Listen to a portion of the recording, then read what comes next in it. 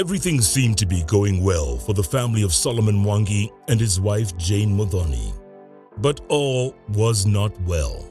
In the early days of January 2016, Jane began suspecting that her husband was having an affair with Margaret, a young lady who operated an M-Pesa shop in Kiriaini Market. Both Solomon and Margaret denied that they were having an affair. But Jane did not believe them, and she decided to confront Margaret. When Margaret appeared in court as a witness, she testified how one morning she received a call from Jane Muthoni. Jane introduced herself as Solomon's wife and told Margaret to keep off her husband. Margaret told the court that she denied the accusation and told Jane that her husband was just a customer at the M-Pesa shop. Jane was still not convinced, and next she started sending text messages to Margaret. The text messages from Jane to Margaret were verified in court by Chief Inspector David Mwasia, a police officer attached to the Cybercrimes Unit of the Directorate of Criminal Investigations, the DCI. Appearing as a prosecution witness, Chief Inspector Mwasia produced evidence that the text messages were sent from Jane Muthoni's registered number to Margaret's registered number. The first message from Jane to Margaret was sent on the 12th of January 2016 at 9:33 p.m. and it read as follows. You are only 27 years, I hear, and wonder wish you could respect yourself as a lady. Maybe you are desperate for a husband, but having an affair with a man twice your age is shameful. You seem too cheap.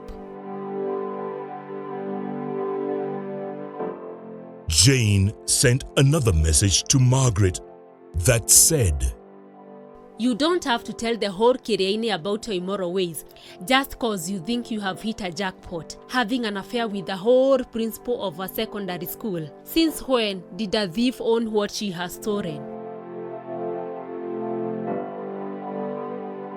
Another SMS read as follows.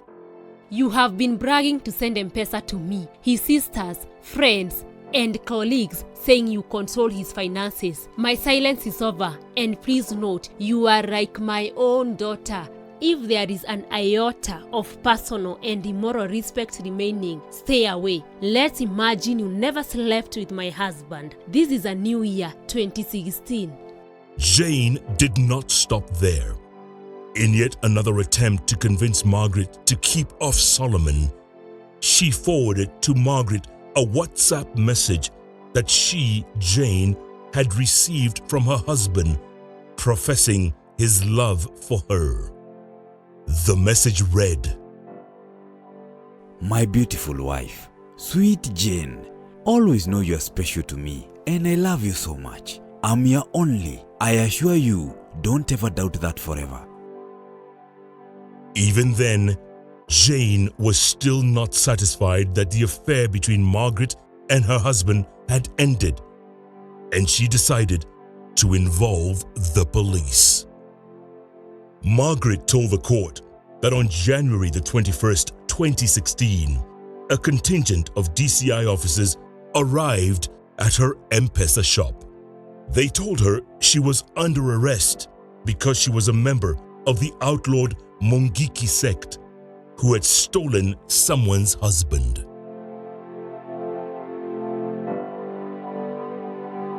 The officers arrested Margaret and drove her to the Moranga DCI offices, where, on arrival, she met Jane Muthoni waiting. The officers grilled Margaret and tried to force her to admit in Jane's presence that she was having an affair with Solomon. Margaret denied the accusation and was let off with a warning. Even then, Jane was not convinced that the affair between Solomon and Margaret had ended.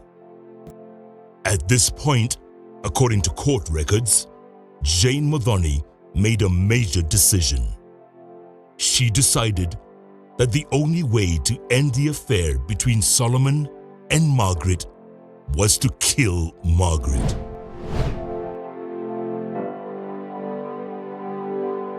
Jane's co-accused, Carice, who confessed and became a state witness, testified in court that Jane paid him and the second accused, Isaac Nganga, a deposit of 50,000 shillings each to go and kill Margaret, the M-Pesa lady.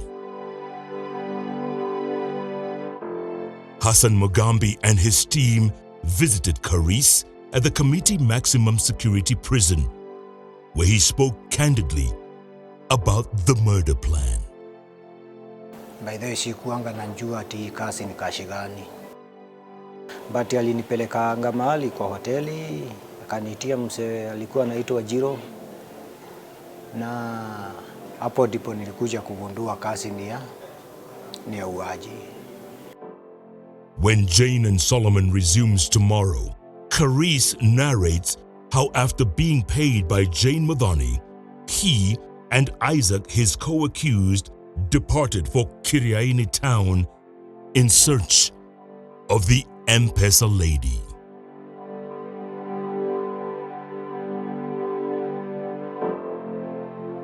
Jane and Solomon continues tomorrow at 9 p.m.